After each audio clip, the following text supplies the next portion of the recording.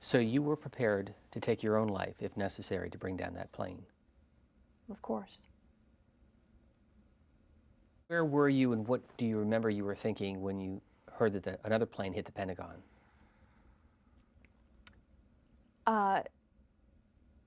Sickened that we weren't airborne first. And it simply increased the sense of urgency to the city. Them away. I realize this is a total hypothetical, but you're in this situation, you're flying over Washington, D.C., and potentially you have to bring down a plane, maybe in the nation's capital. In light of everything that was happening, did you give any thought as to how you would have done that if it was over the city? Are you talking about like for the commercial airliner? For Any of the, whether it's the commercial jetliner or the small private planes that potentially could have been a target. You described the tools that you had to bring down a plane, but if it's over Washington, D.C. versus a more rural area, did you give any thought into how you would have done that?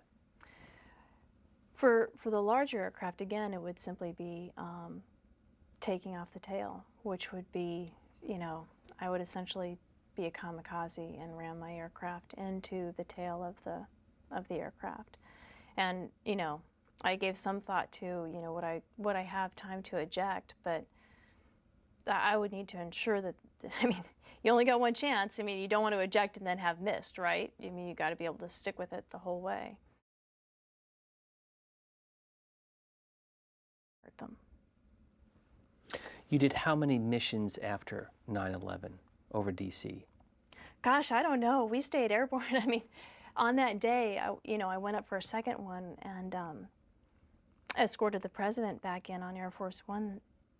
And that was, that second mission was very interesting because that was when we were given authority for free fire. So that as, typically for the rules of engagement, it's very, very strict. We are very deliberate about who has the authority to authorize whether or not you hit the pickle button and a missile comes off the jet. And in a free fire zone, that decision lays with the pilot. So that authorization came out during the second sortie and lasted for some time thereafter. And I truly believe that it's a testament to the professionalism of the fighter pilots who manned the Combat Air Patrol over D.C. that no one was pickle happy, if you will. I think we all understood how serious that charge was and what that kind of responsibility was. Not only the charge to protect the National Capital Region, to protect the capital of the free world, but also the consequences if you didn't make the right call. So I really, it gives me tremendous faith in the quality of our servicemen, from the combat controllers to the guys on the ground to the fighter pilots and the war fighters who are actually doing the deed. It gives me tremendous faith in their level of training and professionalism. That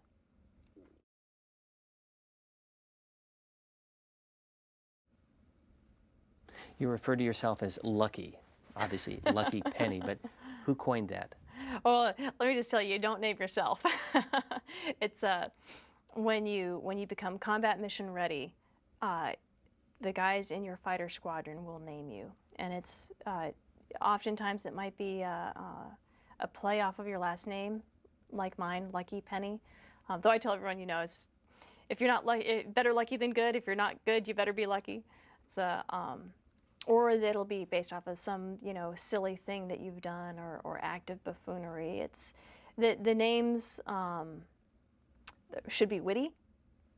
They should be humbling, but it also has to be something that that you would be, proud of, to stand up in front of your fellow fighter pilots and say, hey, my name's Lucky Penny and I'll be your mission commander today.